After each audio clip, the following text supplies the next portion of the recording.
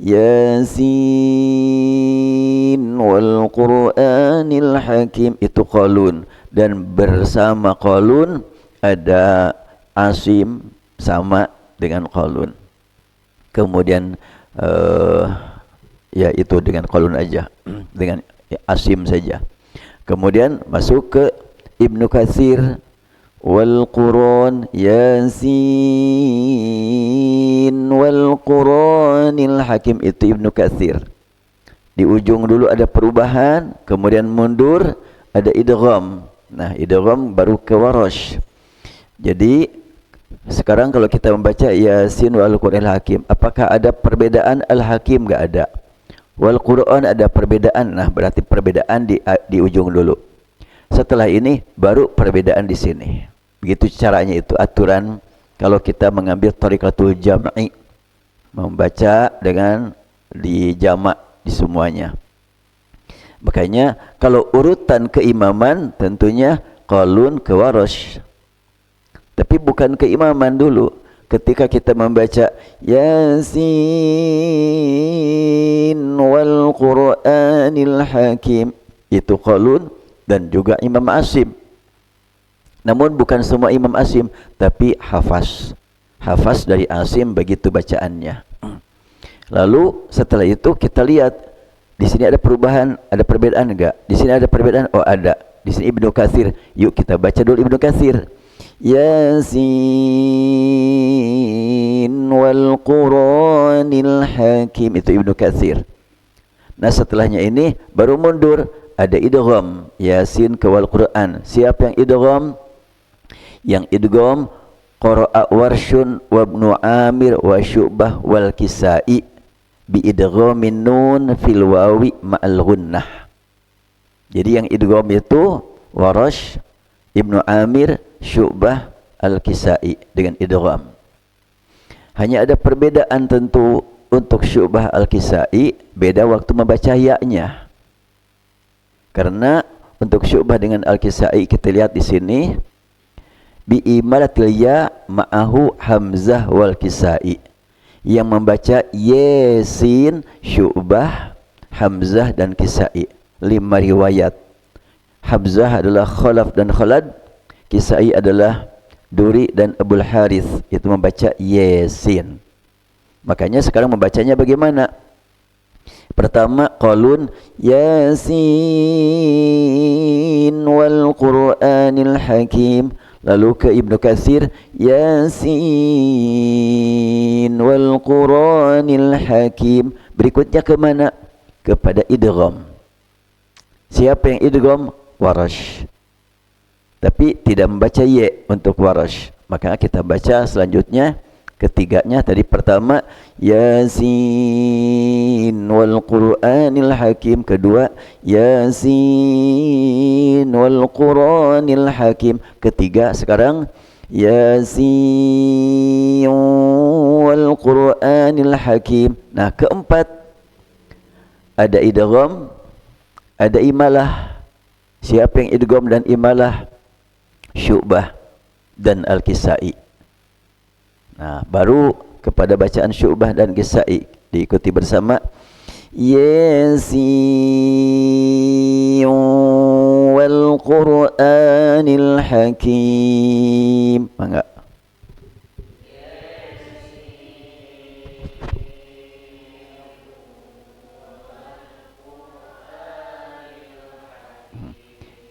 Imalah dan idgham ya. Yasin wal Qur'anil Hakim. Ya. Yasin wal Qur'an. Nah, tinggal yang belum adalah Hamzah. Tadi Ibnu Amir sama dengan Warash. Kemudian Syu'bah yang barusan Yasin, Al-Kisai sama. Syu'bah dan Al-Kisai, imalah serta idgham. Yang belum dibaca sekarang adalah tinggal Hamzah. Hamzah dengan membaca ya dan izhar. Yasin wal Qur'an silahkan. Yasin wal Qur'an. Nah, untuk hamzah wal Qur'ani kalau waqaf wal Qur'an, tapi kalau wasal wal Qur'an. Ya. Jadi kita baca dua-duanya, waqaf dan wasal. Sekarang kita wasal. Yasin wal Qur'anil Hakim. Yasin wal Qur'an. Jadi berapa kali baca tuh?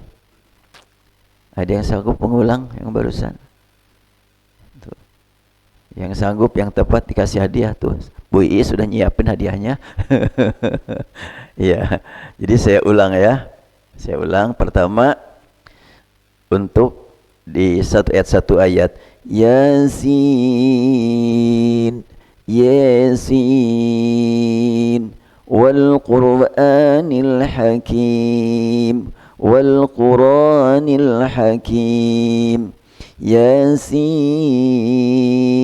wal Qur'anil Hakim.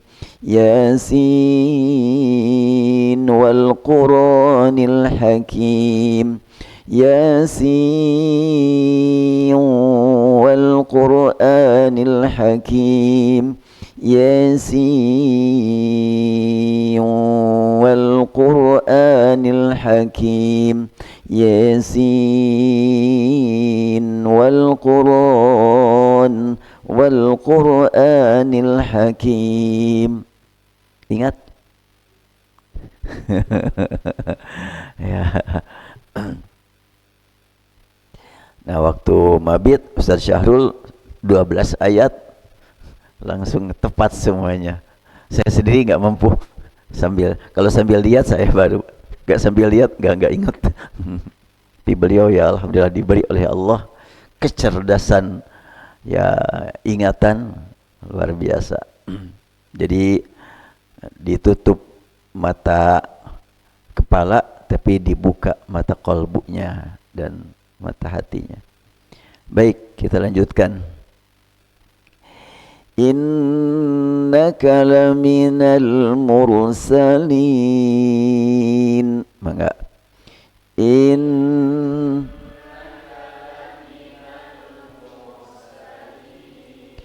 Nah, barusan niat riwayat qalun ma'ahul kul, semua qiraat sama. Udah enggak usah diulang. Cukup satu kali saja. Begitu cara membaca Quran dengan 7 qiraat. Lalu sekarang sirat.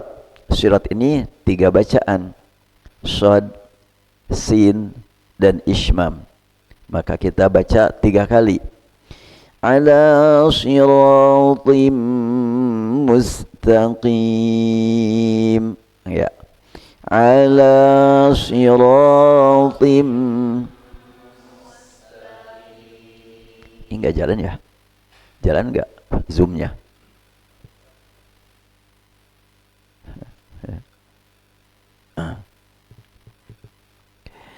Nah, lanjutnya ke sin.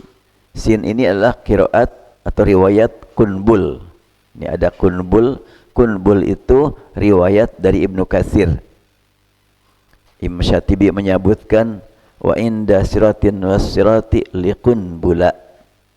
Bacaan sirat baca dengan sin itu adalah untuk kunbul di seluruh Al-Qur'an. Kata sirat dibaca sirat untuk riwayat kumbul. Kita baca sekarang pakai sin. Ala sirat ya. Jalan enggak? Oh enggak ya. Jadi yang di luar gimana? Yang online?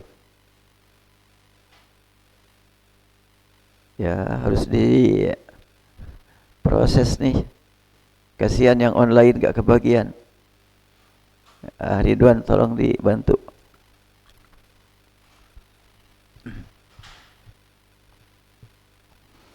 Ala siratim mustaqim.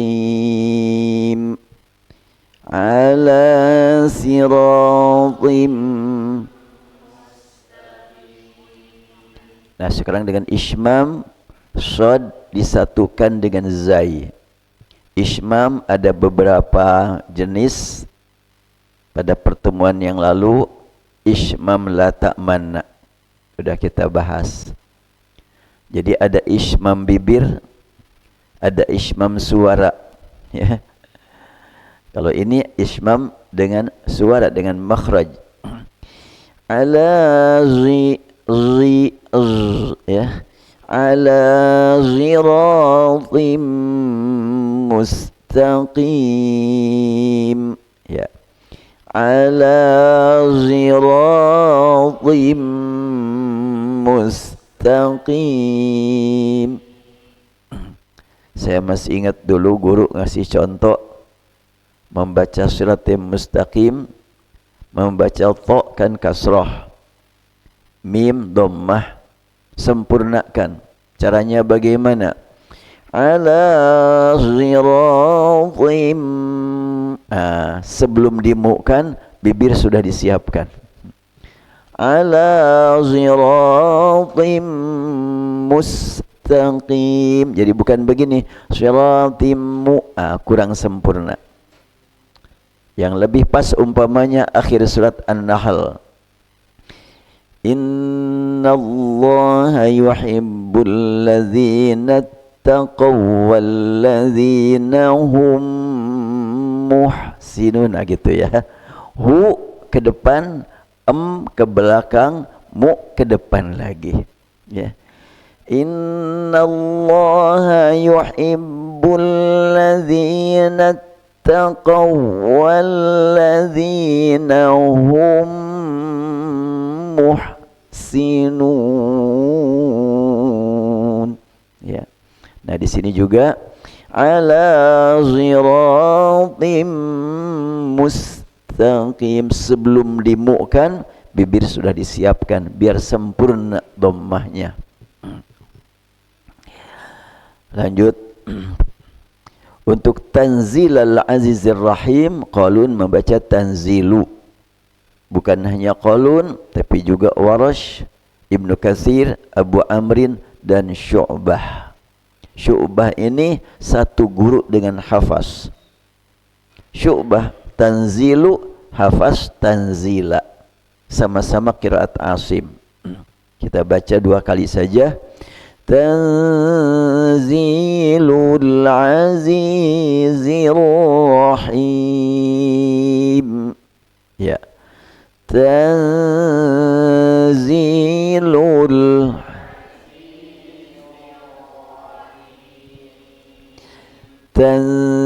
Tanzilal azizir rahim.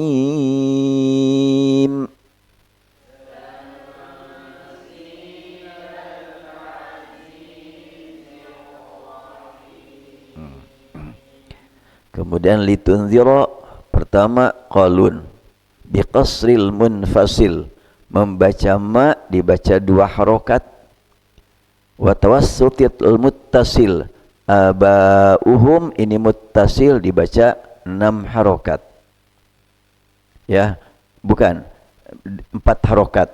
Jadi al munfasil 2 harokat, ma unzir, abauhum 4 harokat.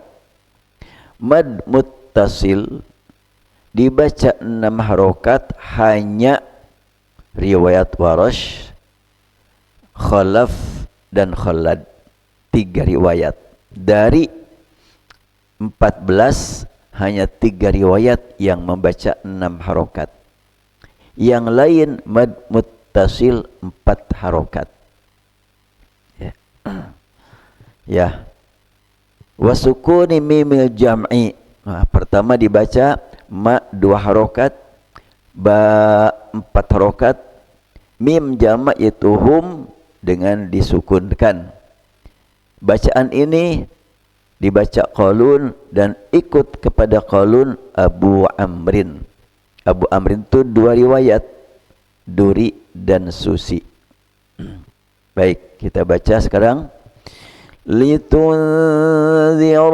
qauman ma unzira آباؤهم فهم غافلون. Enggak. لتنذر قوما ما أنذر آباؤهم فهم غافلون. Pertama Qalun bersama Abu Amrin. Sekarang masuk ke Ibnu Katsir. Kenapa Ibnu Katsir dulu? Karena ada sama dengan Qalun, yaitu silah mim jama, humu humu. Nah, tetapi bedanya di mana? Bisilah mim jam'i ma'ahu Ibnu Katsir. Untuk Ibnu Katsir ya barusan Qalun belum dibaca silah mim jamaknya. Sekarang dibaca Qalun dan Ibnu Katsir. Litunzira qauman ma unzira aba'uhum fahum ghafilun. Ya. Litunzira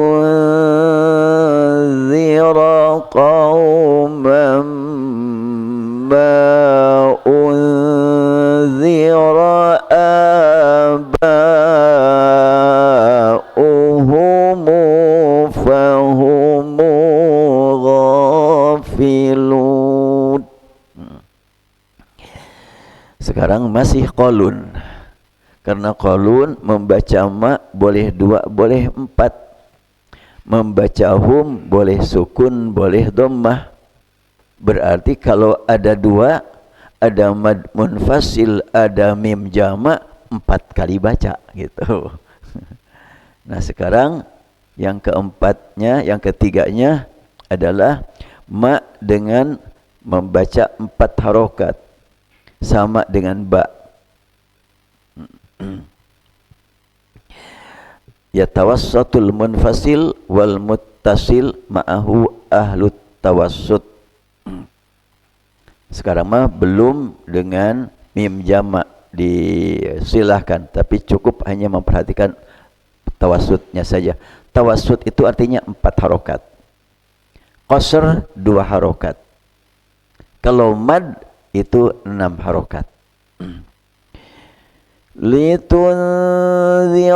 qauman ma unzira aba'uhum fahum ghafilun. Ya. Litunzira qauman ma unzira aba'uhum fahum ghafilun. Ada yang sama dengan bacaan ini siapa? Ya Asim. Kan sama Asim kan. Nah, kemudian sekarang bisilah mim jamak. Maknya 4 harokat, munfasil tawassut, dan dengan mim jamak dibaca silah. Dibaca silah itu artinya dibaca dhammah. Litunzira qauman ma unzira aba'uhum fahum ghafilun. Litunzira qauman ma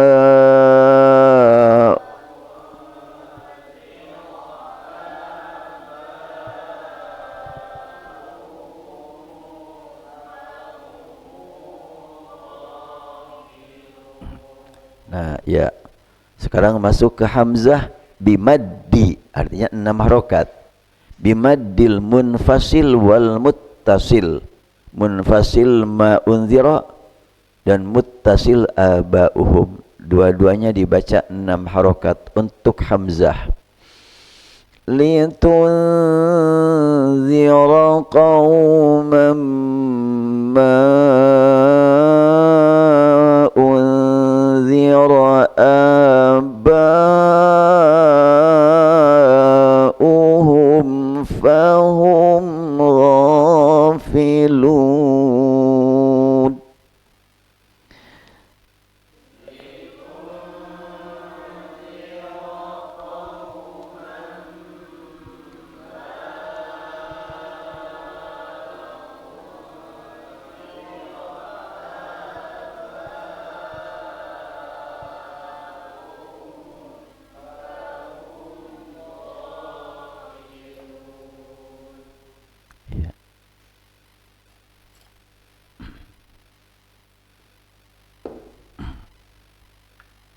Wah, udah setengah jam lebih nih. Ya, apa-apa deh. Kemudian masuk ke Warash. Untuk Warash diingat munfasil, muttasil 6 harokat. Dan unzira, tunzira, karena setelah zi maka ro dibaca ra. Ya. Lalu aba'uhum ini a-nya boleh 3 kali, 2, 4 dan 6. Sebelum Warash ingin baca dulu hamzah, waqaf di aba'uhum. Ada aturan. Untuk qiraat hamzah, kalau kita waqafkan dalam satu kata yang ada hamzah, ada hamzah ya, ada hamzah. Qiraat hamzah, membaca hamzah di tengah-tengah kata saat waqaf. Ya. Ini jadi aba'uhum apa tadi ya, aba'u ya, ba. Nah, ini yang dimaksud aba'u. Apabila hamzah di tengah atau di akhir, untuk qiraat hamzah ada aturan yang berbeda dari bacaan yang lain, yaitu ada tashil, ya, ada rom, ada ismam, ya, itu untuk hamzah. Nah, di sini aba'uhum, kalau qiraat hamzah membaca hamzah. Litunzira qawman ma unzira aba'uhum. Coba silahkan. Ba-nya 2 harokat saja untuk pertama. Litunzira qawman ma unzira aba'uhum. Aba'uhum, bau, ya, bukan bau tapi bau. Aba'uhum, coba diulang. Aba'uhum. Boleh sekarang diulang dengan 4 harokat. Litunzira qawman ma unzira aba'uhum. Ya.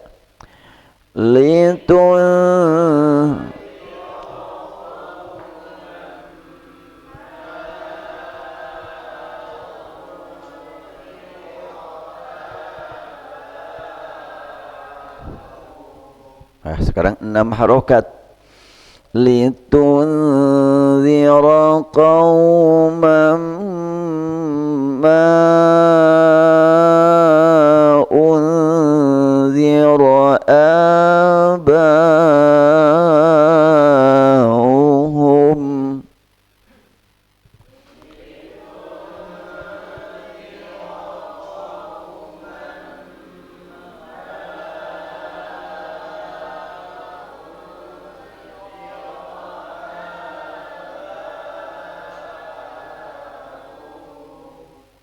Mual bakal dicoba mual. Ya. Nah, kalau dilanjut litunzira, sudah selesai tadi ya. Kalau dilanjut abauhum. Sekarang masuk ke riwayat Warash. Litunzira qauman ma unzira abauhum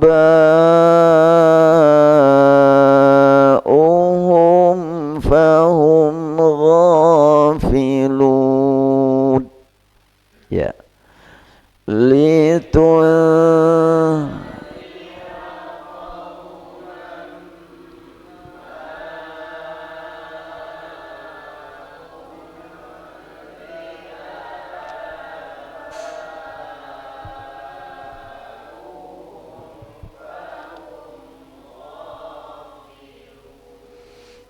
Ya, hampir nggak nyampe.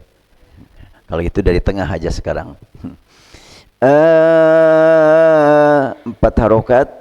Abauhum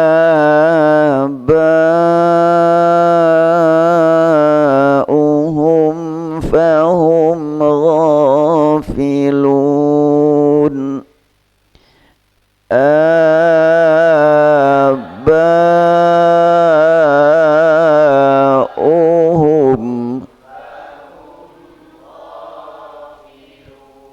Sekarang 6.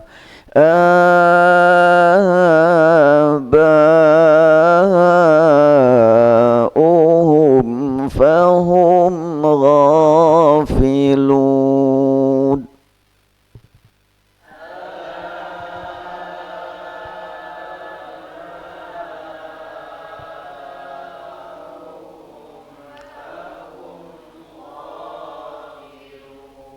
Ya, baik, cukuplah 6 ayat.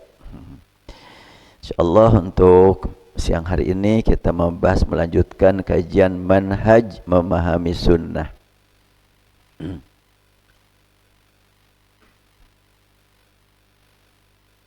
Ya. Sudah diungkap bahwa sunnah dalam Al-Quran disebut ada sunnatullah, ada sunnatul awwalin, dan dalam hadis ada sunnah Nabi, ada sunnah khulafa rasyidin. Jadi kalau mendengar kata ini ikut sunnah, sunnah siapa? Tidak cukup hanya ikut sunnah, harus jelas sunnatullah, sunnatul awwalin, atau sunnah Nabi, atau sunnah khulafa rasyidin, atau sunnah hasanah, atau sunnah sayyi'ah. Jadi ada 6 sunnah yang harus kita perdalam maknanya. Masuk sunnah khulafa rasyidin. Qala Irbad salla bina Rasulullah SAW as-subha dhata yawmin thumma aqbala alaina fawa'adhana mu'izatan balighatan zarafat minha al-uyun wa wajilat minha al-qulub faqala qailun ya Rasulullah ka'anna hadhi mu'izatu muwaddi' فماذا تعهد إلينا فقال أوصيكم بتقوى الله والسمع والطاعة وإن كان عبدا حبشيا فإنه من يعش منكم بعدي فسيرى اختلافا كثيرا فعليكم بسنتي وسنة الخلفاء الراشدين المهديين تمسكوا بها وعضوا عليها بالنواجذ وإياكم ومحدثات الأمور فإن كل محدثة بدعة وكل بدعة ضلالة. Sampai di situ riwayat Ahmad. Tidak ada wa kullu dhalalatin finnar. Ya, insyaallah nanti kita perdalam. Hadis menyebutkan Rasulullah sallallahu alaihi wasallam menjadi imam salat subuh pada suatu hari. Selesai salat beliau menghadap kepada kami, fawa'adhana, maka beliau menyampaikan tausiah, menyampaikan nasihat-nasihatnya sangat menyentuh, membuat mata kami berlinang dan kalbu kami tergetar. Lalu seseorang berkata, "Ya Rasulullah, ini jangan-jangan nasihat akhir nih." Kira-kira begitulah.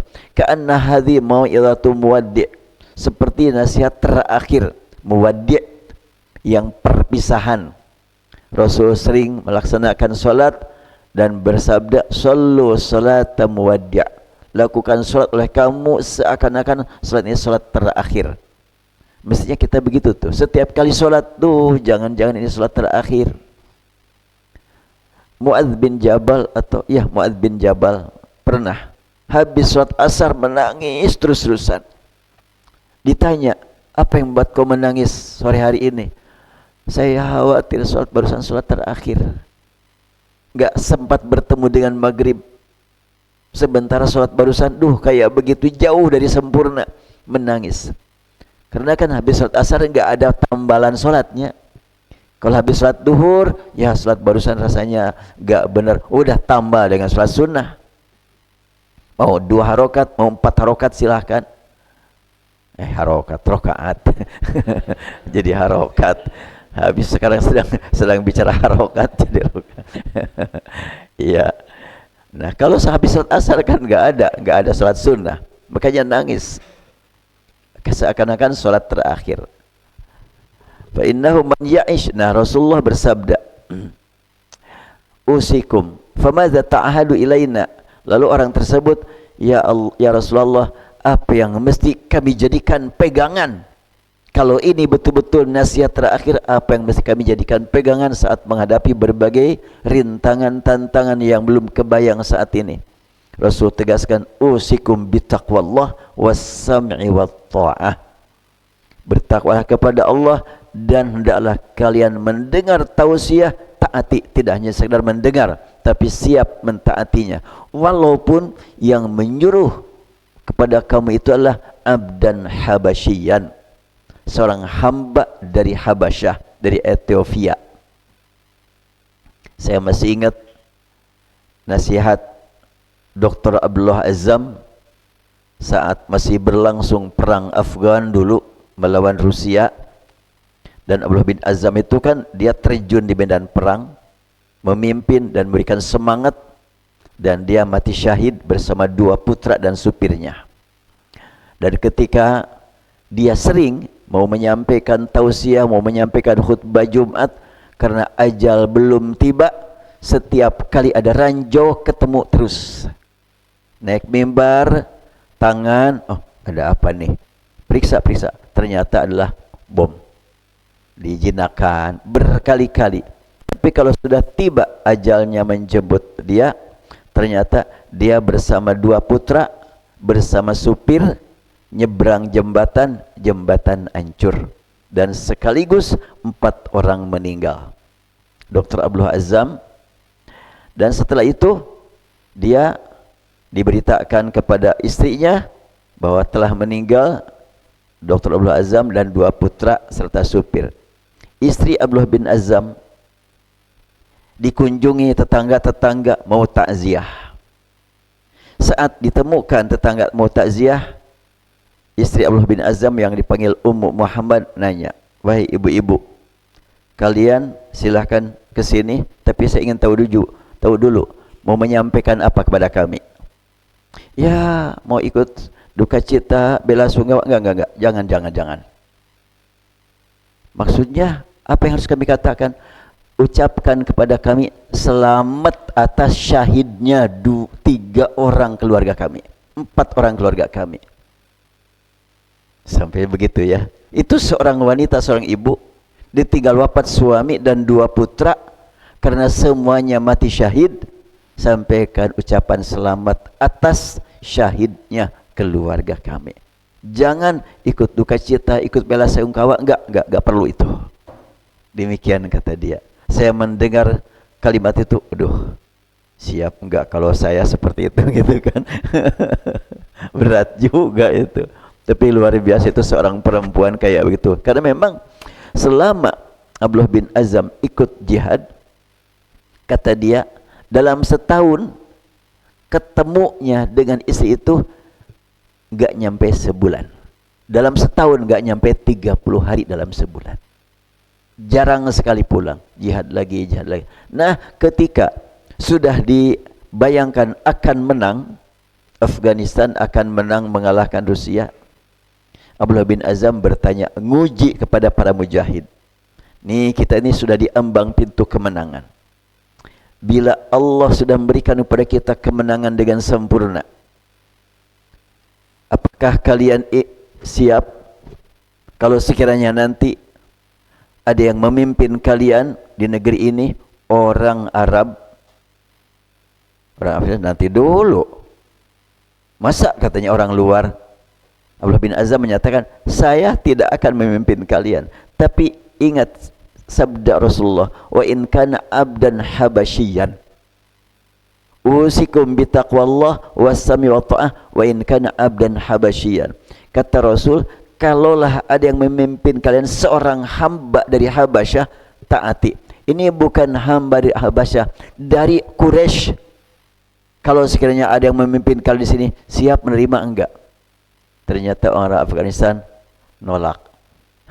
Makanya kata Abdullah bin Azam, berat nih. Setelahnya diberi kemenangan, apakah mereka akan bertahan? Dan terbukti ya, setelahnya menang, rame juga di dalam, berebut. Ya, kalau sudah dikasih menang mah berebutan kekuasaan juga, unsur politiknya lain lagi. Yang tidak ikut memimpin adalah Syekh Abdul Rabi Rasul Sayyaf. Syekh Abdul Rabi Rasul Sayyaf yang disebut dengan Amirul Mujahidin. Beliau setelahnya Afghanistan diberikan kemenangan, dia mah tidak terdengar ikut apa-apa, menghilang saja. Sudah dia membina para pemuda untuk supaya ngaji, memahami Islam. Karena sekian lama di Afghanistan itu berperang terus. Yang dikaji adalah tentang jihad, perang terus, lupa mengkaji tafsir, lupa mengkaji hadis. Kekurangan. Makanya setelahnya diberi kemenangan, mengalami ya masalah baru. Ya begitulah. Yang namanya memang kelebihan dari kekurangannya sangat jelas. Baik, kita lanjutkan. Fa innahu man ya'ish minkum ba'di. Ingat, siapa di antara kalian yang hidup setelah aku, kata Rasulullah, fasayara ikhtilafan katsira, maka akan menyaksikan banyak ikhtilaf. Ketika menemukan ikhtilaf, apa yang harus dilakukan? Fa'alaikum bisunnati wa sunnatil khulafair rasyidin al-mahdiyyin. Ketika menghadapi ikhtilaf, perbedaan, hendaklah kalian berpegang teguh dengan sunnahku dan sunnah khulafa rasyidin. Makna sunnah di sini sangat luas kan? Sunnah dalam akidah, dalam ibadah, dalam akhlak. Sunnah dalam pergaulan, sunnah dalam berfikir. Tamassaku biha wa addu 'alaiha bin nawajid. Berpegang teguhlah dengan sunnah, gigit dengan gigit taring. Wa iyyakum wa muhdatsatil umur. Hati-hati dengan urusan-urusan yang baru. Karena kalau yang baru belum ada petunjuknya. Itu maksudnya. Bukan semua yang baru jangan disentuh. Kita tidak akan menggunakan internet. Ini zaman Rasul gak ada nih. Gak akan menggunakan proyektor. Jadi hati-hati dengan yang baru.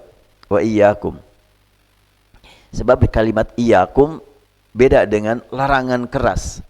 Dalam Al-Quran, dalam hadis ada kalimat iyyakum wadhanna fa innal dhanna akdzabul hadis. Hendaklah kamu hati-hati dengan sangkaan, tapi bukan larangan menyangka. Sebab ada sangkaan yang baik, ada sangkaan buruk, ada sangkaan yang baik. Wa iyyakum muhdatsatil umur fa inna kulla muhdatsatin bid'ah. Yang baru-baru itu adalah bid'ah. Wa kulla bid'atin dhalalah. Sampai di situ. Yang bid'ah itu apa? Tanpa contoh itu namanya bid'ah. Kalau pakai contoh kita ikut berarti ittiba. Kalau tanpa ilmu disebut taklid.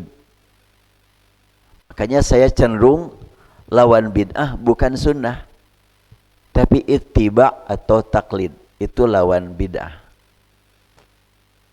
Seringnya mengatakan lawan bid'ah adalah sunnah. Padahal bid'ah banyak jenisnya, sunnah banyak jenisnya. Sebagaimana sudah kita bahas sekarang ini, ada sunnatullah, sunnatul awwalin, sunnah Nabi, sunnah khulafa rasyidin.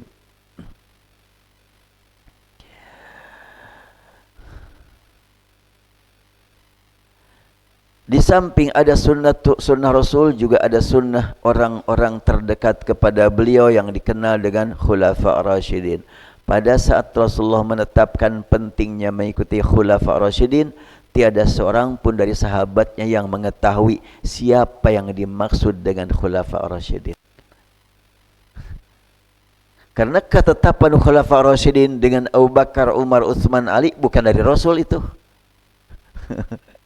Setelahnya Rasulullah wafat, khilafah dipegang oleh Abu Bakar, lanjutkan Umar, Utsman, Ali, maka sepakat para ulama menyebutkan yang empat itu adalah khulafa rasyidin. Bahkan ada yang lagi nambah, yaitu Umar bin Abdul Aziz disebut khulafa rasyidin. Artinya secara sosoknya siapakah khulafa rasyidin enggak disebutkan oleh Rasulullah, tapi sifatnya yang lebih diangkat.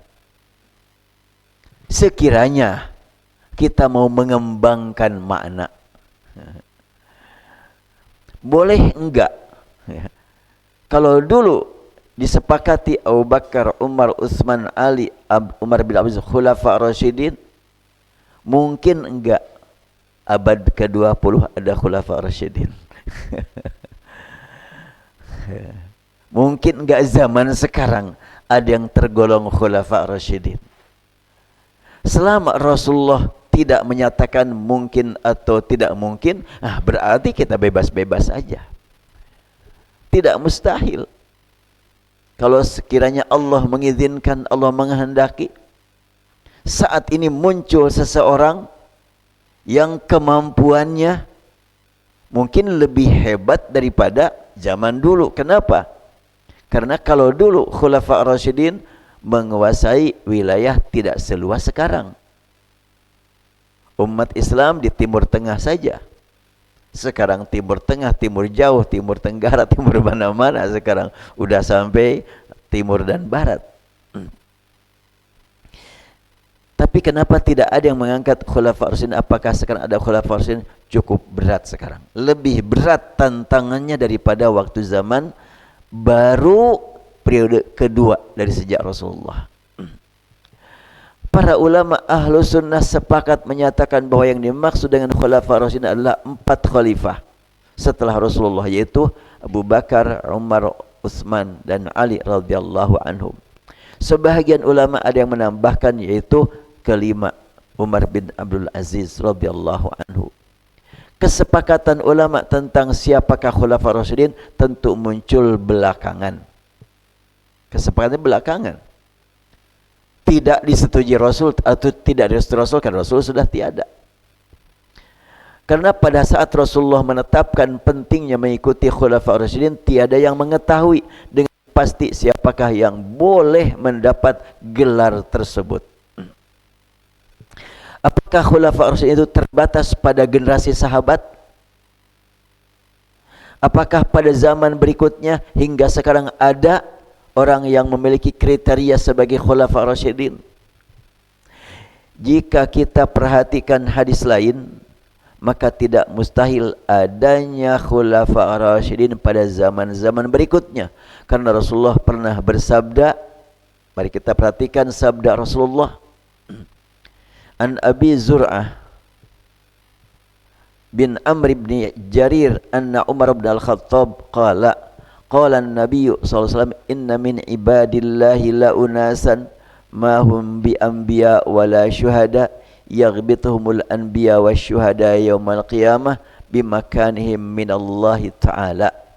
Rasul bersabda, dari sekian jumlah hamba-hambaku ada segolongan manusia yang tidak termasuk disebut nabi, tidak pula disebut syuhada, yaghbituhumul anbiya wasyuhada yaumal qiyamah. Nanti pada hari kiamat orang tersebut membuat para nabi, para syuhada kagum dan tergiur melihat kedudukan mereka. Ini kapan hidupnya? Bisa sekarang, karena tidak disebutkan zamannya. Dan nanti pada hari kiamat, yaumal qiyamah, yaghbituhumul anbiya wasyuhada. Para nabi, para syuhada kagum melihat mereka. Karena kedudukan mereka di hadapan Allah begitu tinggi. Para sahabat bertanya, "Ya Rasulullah, tukhbiruna manhum?" Wahai Rasulullah, sudikah kiranya kau terangkan kepada kami siapakah mereka? Mari kita perhatikan siapakah mereka. Rasul menegaskan, hum qaumun tahabbu biruhillah ala ghairi arhamin bainahum. Mereka adalah satu kaum yang saling cinta, mencintai, sayang, menyayangi semata-mata karena ruhillah. Karena semangat mempertahankan keimanan kepada Allah. Ruhillah. Apa makna ruhillah?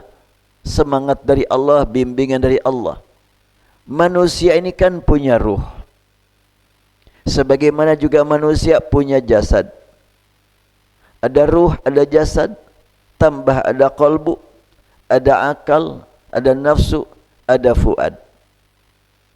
Dari 6 unsur tadi, ya. Ini diulang saja barangkali ada yang lupa, ya. Ruh, kemudian jasad,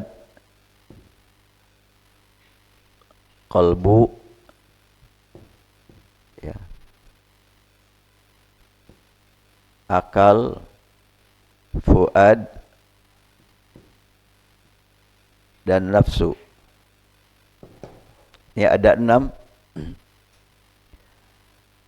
Hanya ruh yang dihubungkan kepada Allah. Padahal semua yang 6 itu dari Allah semuanya.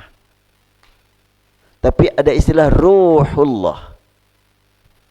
Jasad, qalbu, akal, fuad, nafsu enggak. Dan Al-Quran pun menyebut begitu. فَإِذَا سَوَّيْتُهُ وَنَفَخْتُ فِيهِ مِنْ رُوحِي فَقَعُوا لَهُ سَاجِدِينَ ثُمَّ سَوَّاهُ وَنَفَخَ فِيهِ مِنْ رُوحِي. Ruhi. Kemudian akhir surat At-Tahrim, wa Maryam binata Imran allati ahsanat farjaha fanafakhna fihi min ruhina. Jadi ruh ini disematkan kepada Allah. Ruhullah, ruhihi, ruhina. Padahal semua yang 6 ini dari Allah semuanya. Nah, di sini ada pernyataan qaumun tahabu biruhillah. Satu kaum saling sayang, menyayangi, cinta, mencintai semata-mata karena Allah Subhanahu wa taala. Kalau begitu, kita bisa dan kita harus berjuang untuk saling sayang, menyayangi, cinta, mencintai semata-mata karena Allah. Setiap kali para peserta kuliah ulumul Quran ini berdoa, maka yang didoakan bukan cuma diri dan keluarga, tapi semua kaum yang beriman kita doakan. Semoga istiqamah. Caranya bagaimana? Kita tingkatkan kekhusyuan, kita tingkatkan penjiwaan saat kita membaca salam antara sewaktu tasyahud. Kan namanya duduk tasyahud ya. Tetapi sebelum kita membaca tasyahud, membaca asyhadu alla ilaha illallah, kita hadirkan dulu semua makhluk yang disebut ibadullah.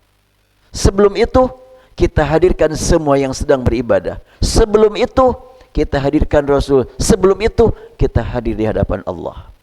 At-tahiyatu lillah, atau at-tahiyatul mubarakatus salawatut tayyibatu lillah.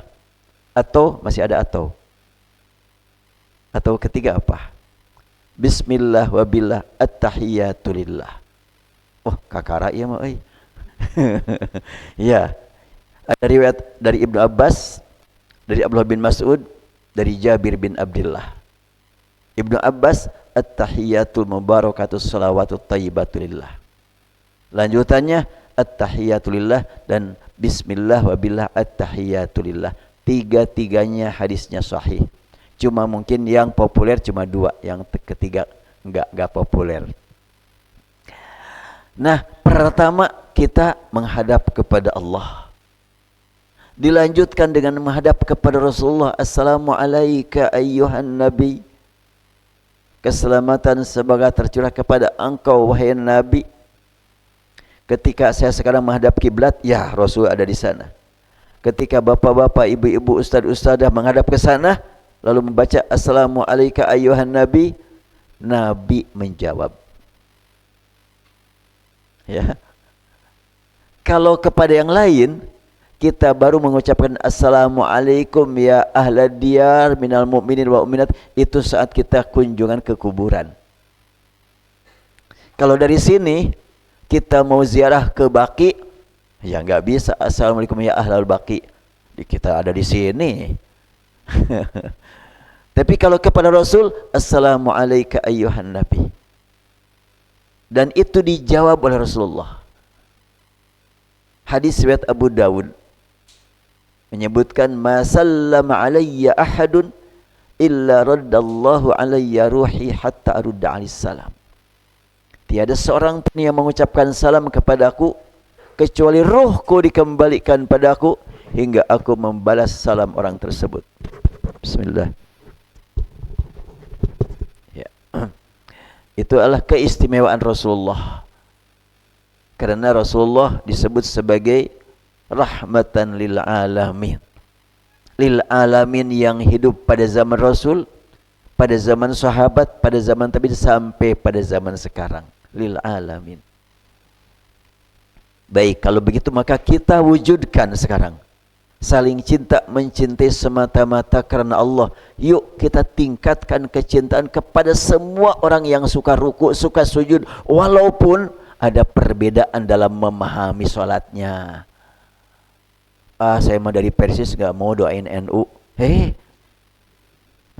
Qurannya sama kok. Saya mau dari Muhammadiyah, nggak mau doain Persis. Gimana sih? Yuk tahabu fi rohillah. Semuanya adalah dari Allah. Semuanya cinta Quran, semuanya suka ke masjid.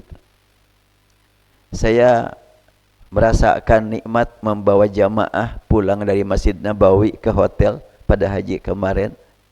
Jamaah yang sudah sepuh, bukan jalan kaki, geser kaki. Ya itu udah jalanan juga. Geser kakinya. Ya lama sekali. Ya setelahnya salat maghrib, gimana Pak? Mau lanjut sampai Isya? Aku mau Ustaz we. Udahlah pulang aja yuk. Kasihan soalnya waktu salat maghrib juga. Kasihan. Udahlah di hotel aja. Ya katanya. Udah pulang. Sampai di jalan saya tanya, tadi Bapak ikut sholat jenazah? Ya ikut. Tahu jenazahnya orang mana? Waduh kak itu orang mana? Alhamdulillah. Ketika habis sholat fardu di Masjidil Haram, di Masjid Nabawi, terdengar as-salatu alal amwati yarhamkumullah. Siap-siap semuanya sholat. Siapa itu yang disolatin, orang mana? Gak tahu.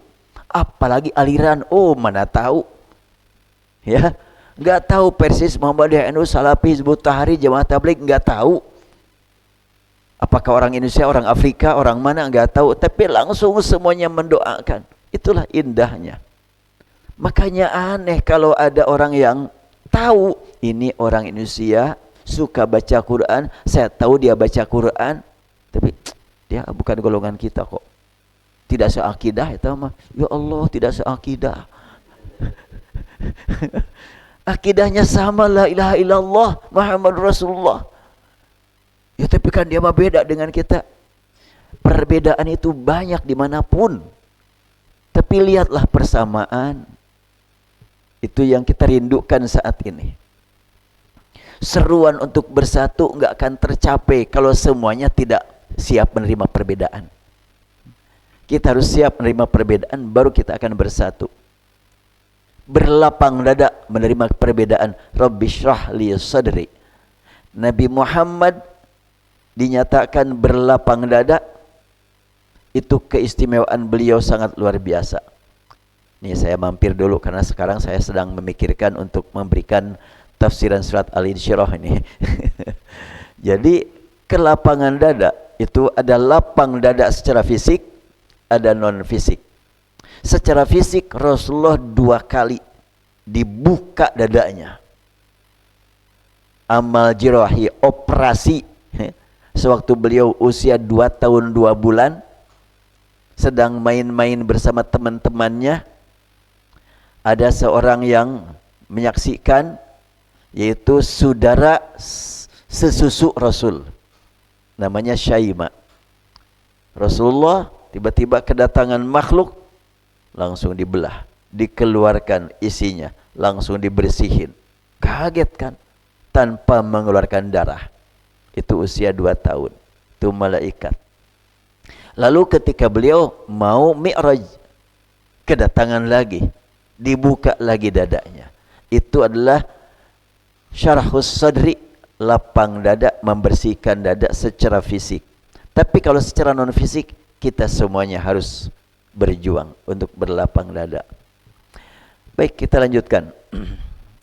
Jadi qaumun tahabbu biruhillah ala ghairi arhamin bainahum. Satu kaum yang saling cinta mencintai bukan karena ada hubungan darah. Maka karena itu kita bisa melakukannya saat ini juga. Saya tidak tahu nih yang hadir di sini ada hubungan darah enggak satu sama lain. Adalah bertemu di Nabi Adam. Atau bertemu di Nabi Nuh.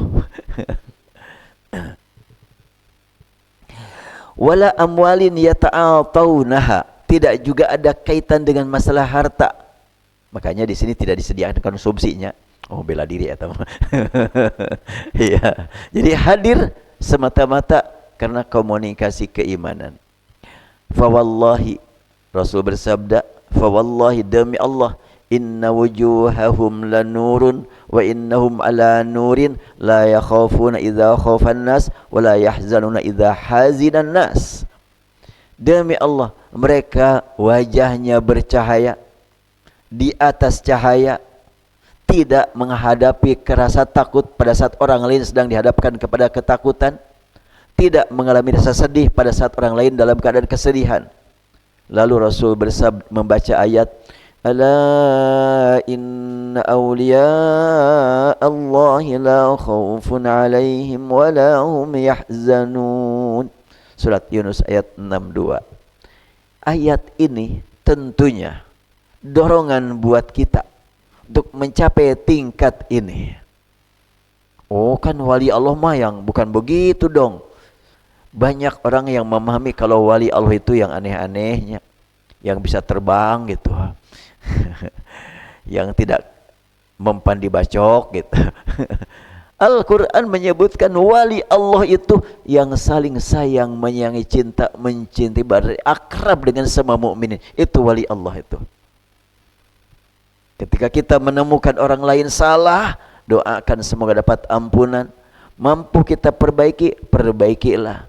Bila tidak mampu, minimal kita berdoa. Nyaman gitu ya.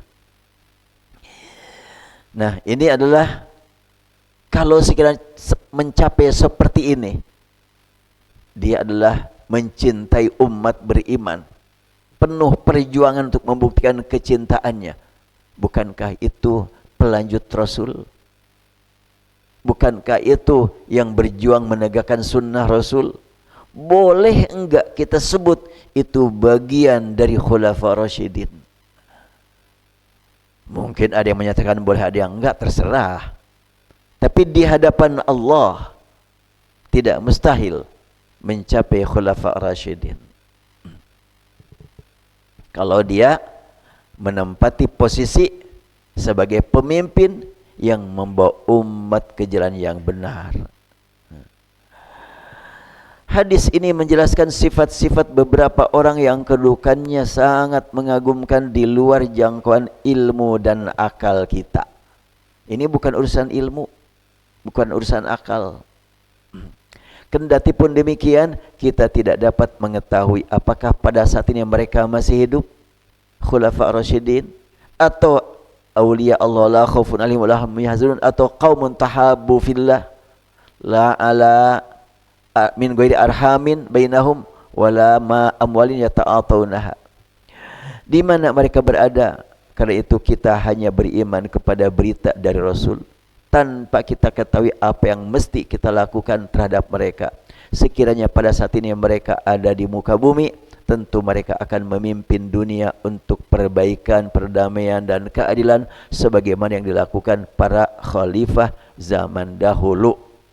Mereka adalah cinta umat sebagaimana Rasulullah setiap malam menghadap kepada Allah, bimbang, gelisah ketika mendengar ada orang yang belum beriman, dan beliau sampai jarang kelihatan tidur.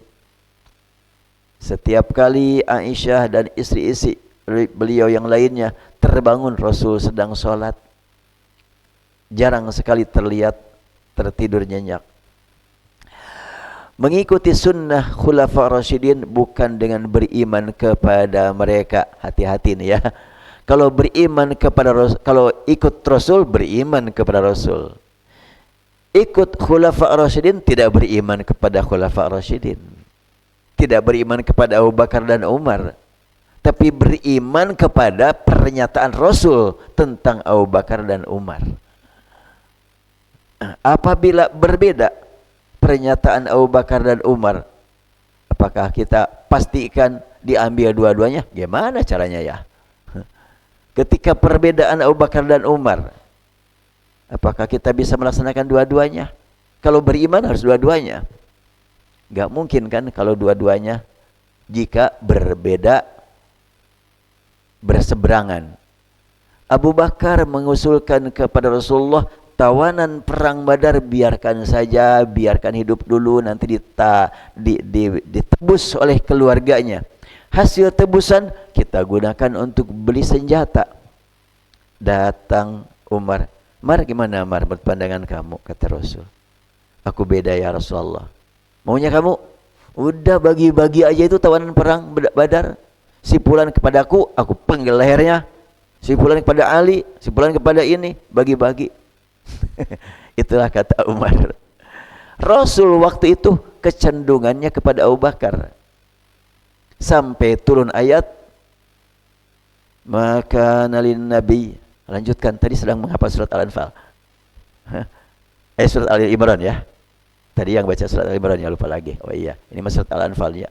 Maka nalin Nabi ayyakuna lahu asra hatta yuskhina fil ard turiduna aradad dunya wallahu yuridul akhirah. Tidak patut bagi seorang nabi memelihara tawanan perang dengan harapan mendapatkan biaya, mendapatkan harta tebusan. Allah menyediakan yang lebih baik dari itu. Turunnya ayat tersebut membuat Rasulullah menangis terus-terusan. Datang Abu Bakar, ada apa ya Rasulullah kamu sampai menangis seperti itu? Wahai Abu Bakar, Umar benar. Abu Bakar menangis melebihi Rasulullah. Ini gara-gara aku Rasulullah seperti ini. Datang Umar bin Khattab, mayubkikuma, apa yang membuat kalian berdua menangis? Terdiam. Wahai Rasulullah, Abu Bakar, apabila kalian menangis gara-gara aku harus lebih lagi daripada kalian. Iya. Dan setelahnya diketahui, maka Umar lebih daripada Rasul dan Abu Bakar menangisnya. Begitulah ya. Ruhullah.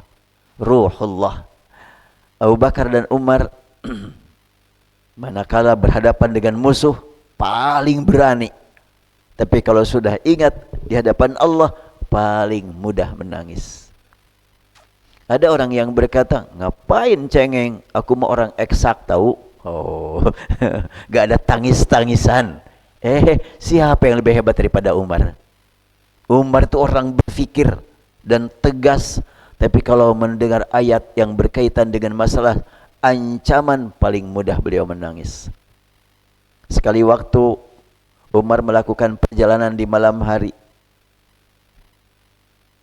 Bahasa sekarangnya belusukan. Tapi Umar bukan belusukan. Benar-benar merasakan tanggung jawab.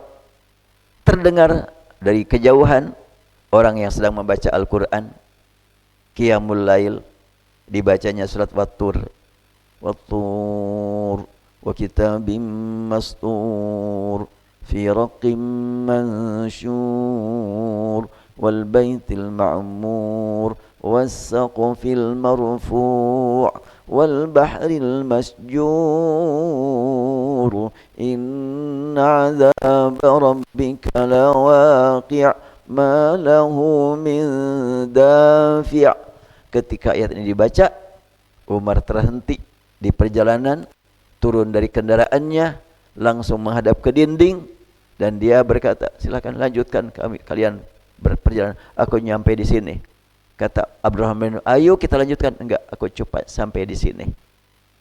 Dan dia langsung merespon ayat tadi dengan kalimat qasamun wa rabbil ka'bah innahu lahaq. Ada apa? Pas dibaca inna azab rabbika lawaqi, sungguhnya siksa Tuhanmu pasti terjadi, ma lahu min dafi', tak mungkin ada seorang pun yang mampu menjaga, membela, menghindar. Umar langsung merespon dengan kalimat, demi Allah, sungguh siksa Tuhanku akan menimpa diriku, tiada seorang pun yang mampu membela, menjaga, menghalangi. Nangis di situ. Pulang ke rumah demam sampai 1 bulan. Ingat kepada ayat tersebut. Ya Allah, pada beliau dikenal sebagai orang yang gagah, berani. Tapi saat mendengar ancaman, beliau merasa paling terancam. Baik, kita lanjutkan lagi. Jadi itu mengikuti sunnah khulafar rasyidin kan? Ikut sunnah khulafar rasyidin, jangan cuma pemikiran, tapi bagaimana penjiwaan mereka terhadap ayat Al-Quran. Itu sunnah khulafar rasyidin. Yang disebut-sebut saat ini, para sahabat disebut salaf kan ya. Ada salaf, ada khalaf. Salaf yang dulu, khalaf yang belakangan. Khalifah itu yang mengikuti, ya. Khalfun itu belakang, ya. Ada salif, ada khalif, ya. Ada sabiq, ada lahiq. Sabiq dulu, lahiq belakangan. Nanti insya Allah kita bahas apa makna salaf ini pada poin berikutnya. Mengikuti sunnah khulafar rasyidin bukan dengan beriman kepada mereka, akan tetapi dengan berguru kepada mereka bagaimana cara berpegang teguh dengan sunnah Nabi. Kalau sunnah Nabi kita imani, tak ada yang salah dari ungkapan Nabi. Tapi kalau khulafa rasyidin, antara Abu Bakar dengan Umar, dengan Utsman, dengan Ali, ada perbedaan. Bahkan kalau kita membaca sejarah, terlepas dari siapa yang nulis sejarah, oh seakan-akan bermusuhan. Antara para sahabat bermusuhan. Nah, kalau antara sahabat bermusuhan, mana yang harus kita ikuti? Dan saya termasuk yang pertama kali mungkin berkata, saya tidak percaya Ali bermusuhan dengan Aisyah. Bagaimana mungkin Ali bermusuhan dengan Aisyah? Ali sangat hormat kepada Rasul, pasti sangat hormat kepada istri-istri Rasul. Tetapi dipelintir, biasakan ya, dipelintir lah gitu. Ucapan-ucapan itu dipelintir oleh ya orang yang tidak senang. Dan perang Siffin, perang Jamal, itu selalu menggambarkan bahwa para sahabat berperang antara sama mereka. Sulit untuk kita percayai. Tapi kalau sahabat meninggal saat perang dan terbunuh oleh sahabat yang lain, bisa saja, tapi tidak sengaja membunuh sahabat. Ya, gak mungkin sahabat membunuh sahabat. Kok gak mungkin? Realitanya begitu. Kata buku sejarah. Baik, sekarang kita posisikan di atas adalah Al-Quran, kemudian Al-Hadis, kemudian ungkapan para sahabat, ya, aqwalul ulama. Tentu aqwalul ulama dari mulai sahabat, tabi'in, tabi'in. Lalu disinilah saya akan posisikan sejarah. Tapi banyak orang yang memposisikan sejarah di atas. Tapi ini fakta sejarah ini begini. Enggak. Kalau Al-Quran menyatakan dalam surat Al-Hasyr Antar sama sahabat bagaimana? Yu'thiruna ala anfusihim walau kana bihim khassasah.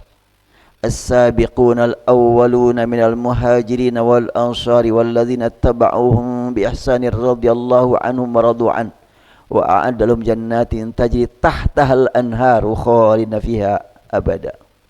Untuk as-sabiquna al-awwalun, ansar, muhajirin, ansar dan ittaba'uhum, mereka menempati posisi di atas segala-galanya, sampai surganya pun surga yang bukan untuk umumnya mukminin. Al-Quran menyebutkan jannatin tajri, ada min tahtiha, ada tahtaha, ada tahtihim, ya. Nih mohon diperhatikan nih. Ada min tahtihal anhar, ada min tahtihimul anhar, ada tahtahal anhar. Tahtahal anhar khusus untuk as-sabiqun al-awwalun. Surat At-Taubah ayat 100. Was-sabiquna al-awwaluna minal muhajirin wal ansari walladzina ittaba'uuhum bi ihsanin radhiyallahu anhum wa radu an wa a'adda lahum jannatin tajri tahtahal anharu. Artinya surga yang disediakan oleh Allah untuk sahabat itu diistimewakan di atas yang lain. Gimana? Enggak tahu atau belum pernah ke sana. Tapi yang jelas dibedakan ini. Nah, artinya semua sahabat radhiyallahu anhum, sesama orang yang sudah dapat gelar radhiyallahu anhum, mungkinkah berperang? Gimana mungkin? Lalu lanjutkan lagi dengan ayat yang lain. Wa man yaqtul mu'mina muta'ammidan fajazaohu jahannam. Gimana lanjutannya? Ridwan. Ini mah kesini aja nih. Surat apa lupa lagi? Al-Maidah ya? Itu An-Nisa. Ya, wa may yaqtul mu'mina muta'ammidan. Itu kan siapa yang membunuh seorang mukmin sengaja, jahanam selamanya. Mungkinkah sahabat membunuh sahabat dengan sengaja? Enggak mungkin. Makanya saya tidak percaya sahabat berperang dengan sahabat. Tapi kan ini adalah fakta sejarah, bukan fakta. Kalau disebut data boleh. Bedanya fakta dengan datanya. Data mah kan biasa kan salah masuk data. Iya, kita mah enggak asing istilah salah masuk data. Terutama masa kampanye, masa pemilu dah. Tong jauh ting lah masalah politik kita mah. Ya. Oleh karena itu maka perang Siffin, perang Jamal bukan antar sesama sahabat. Tapi kalau sahabat ada yang meninggal oleh panah dari sahabat, itu bukan kesengajaan. Kalau bukan sengaja, ya Allah Maha tahu apa niatnya, niat masing-masing. Baik.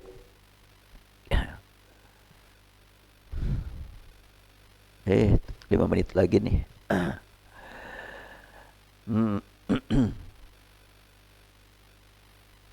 Ini masih pembahasan Khulafaur Rasyidin.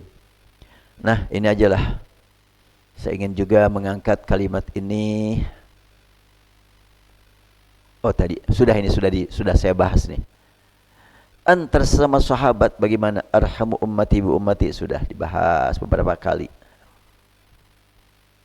Nah, ini yang paling penting nih. Lanjutkan saja sunnah. Ada sunnah sunnatullah, sunnah awalin, sunnah Rasul, sunnah Khulafaur Rasyidin, dan ada sunnah hasanah serta sunnah sayyi'ah. Ini yang jarang diangkat nih. Kalimat sunnah hasanah, sunnah sayyi'ah jarang diangkat. Rasulullah bersabda, barang siapa yang menetapkan satu ketetapan yang baik dalam Islam, sanna sunnatan hasanatan fil Islam, lalu diikuti oleh orang-orang sesudahnya, maka akan dicatat untuknya pahala sebanyak yang diperoleh orang-orang yang mengikutinya, tanpa mengurangi sedikit pun pahala yang mereka peroleh. Sebaliknya, barang siapa yang menetapkan satu ketetapan yang buruk dalam Islam, sanna itu menetapkan satu ketetapan, membuat yang baru. Tapi dalam Islam, ya niat ibadah. Baik apa buruk, ada yang baik, ada yang buruk. Kalau yang baik diikuti bagaimana? Termasuk ketetapan meletakkan harokat mushaf Al-Quran. Itu tidak ada perintah dari Rasul, tidak juga dari sahabat.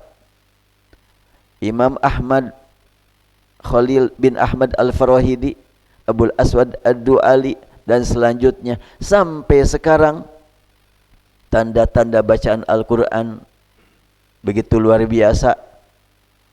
Itu semuanya adalah sunnatan hasanatan fil Islam itu.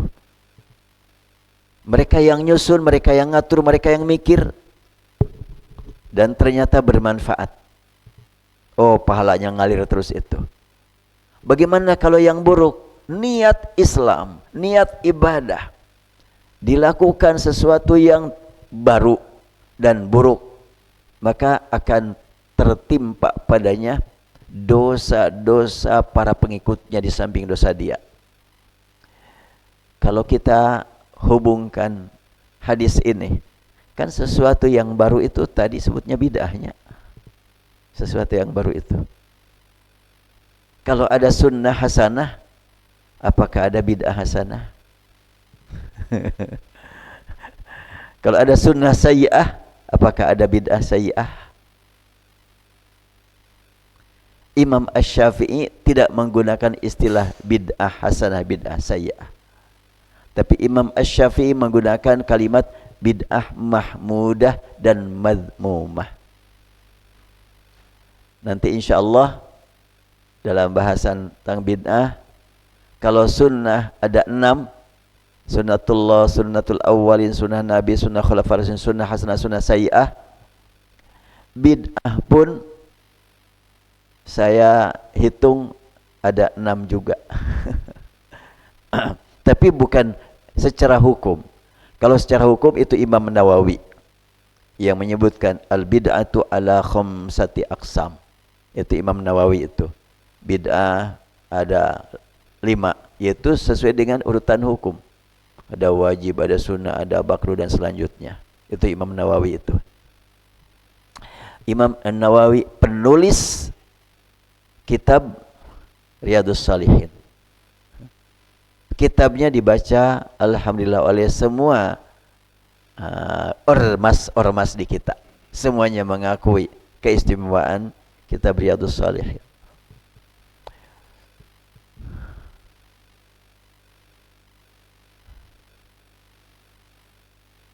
Nah, kalau urusan bid'ah mah di sini nanti dalam buku berjudul Modernity Fikih Islam. Ada bid'ah yang Rasul tegaskan kullu bid'atin dhalalah.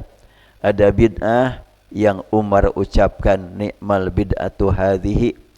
Ada bid'ah menurut imam mazhab, yaitu Imam Asy-Syafi'i menyatakan al bid'atu bid'atani mahmudatun wa madmumah. Dan ada bid'ah menurut ulama mazhab.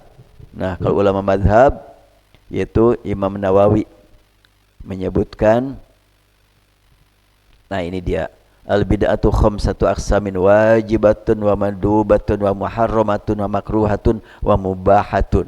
Syarah Imam Nawawi. Ini wah cukup ramai ini soalnya kalau bid'ah nih. Kemudian ada bid'ah pada zaman digital. Bid'ah apa nih sekarang? Lebih banyak lagi.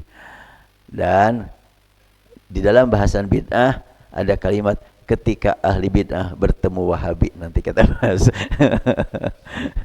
Ini yang sedang saya tulis buku seperti inilah.